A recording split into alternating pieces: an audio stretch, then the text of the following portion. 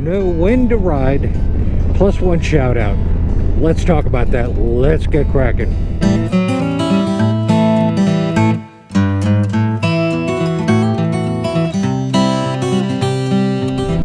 Good moto morning. Welcome, beautiful people.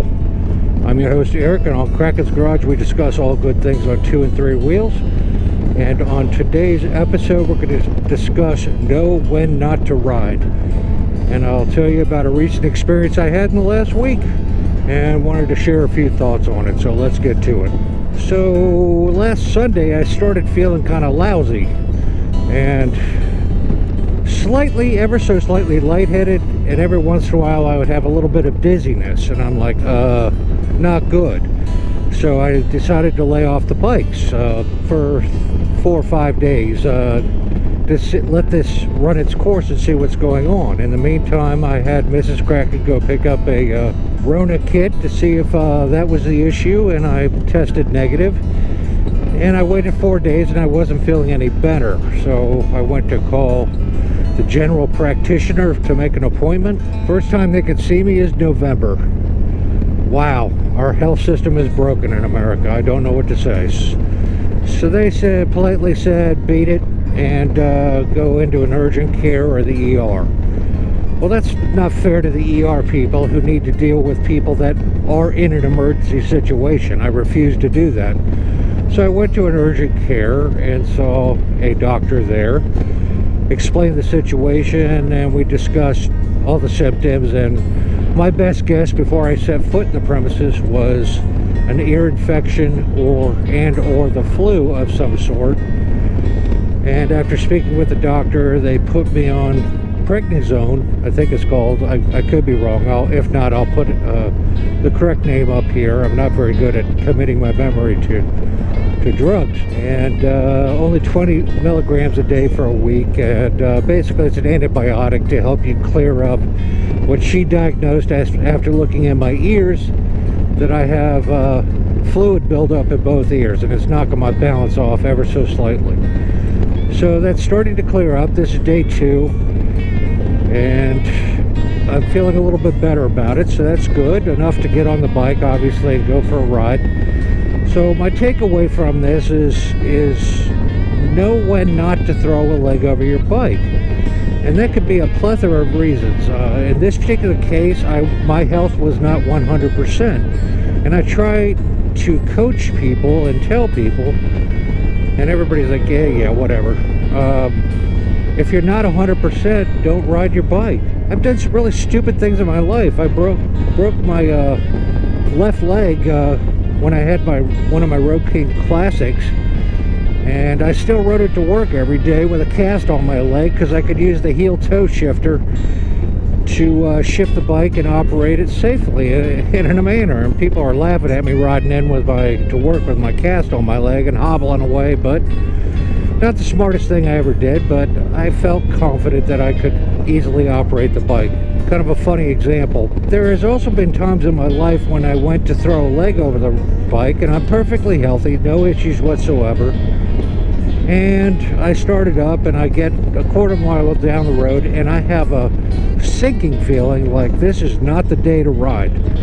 Something is not right. And I have turned around and went right back home and hung up my spurs and said I'll live to ride another day. And lo and behold, 1 or 2 of those times there was a nasty accident on the road I was getting ready to take. Who the heck knows? Maybe my gut instinct was telling me that was not a good time to ride, because you might have been in that accident, and as a motorcyclist, it's tough to walk away from a traffic accident without some sort of severe damage or worse. So my subtle suggestion to each of you is self-awareness is paramount. When you are getting ready to go for a ride, are you dehydrated? Are you dizzy?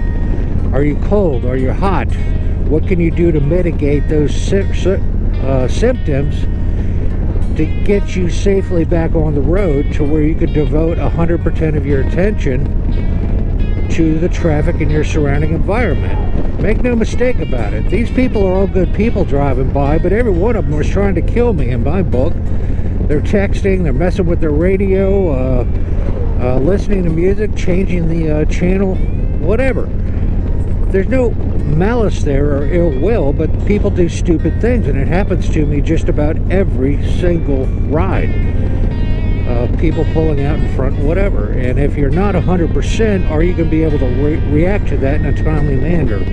It may save your life. It may save your pinion's life who's riding on the back. Be extra uber cautious if you're riding a passenger on the back of your bike. You have complete control of their life. Respect that. So those are my thoughts today on kind of a strange video, but I thought I would share them with you. And apologies that I haven't been able to get any riding in for those 4 or 5 days, but we're back up and rolling. We interrupt our regular scheduled program for this late breaking news bulletin. Today's shout out goes to the Military Biker. Stevie has 2,290 subs. He has a whopping 278 videos out. He's a British veteran living in Canada at this time. His motto is, "Welcome to the Military Biker channel.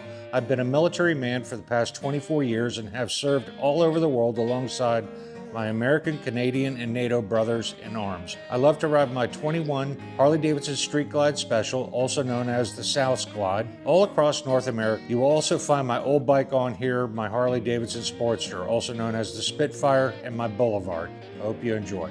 First and foremost, as a military veteran of any part of NATO, you get my undying respect for you, sir. Thank you for your service. It's because of people like you this world is a much better place. Thank you for that, sir. I expect nothing but great things from your channel. You're growing leaps and bounds. Your channel is going to blow up here in the near future. Just keep doing what you do. You're doing a great job. For all my watchers out there, if you happen to stop by the Military Biker channel and you happen to like Stevie's content and you subscribe to him, please let him know that Kraken sent you. Keep up the good work, sir. And let's get back to our regular scheduled program. Let's get to it.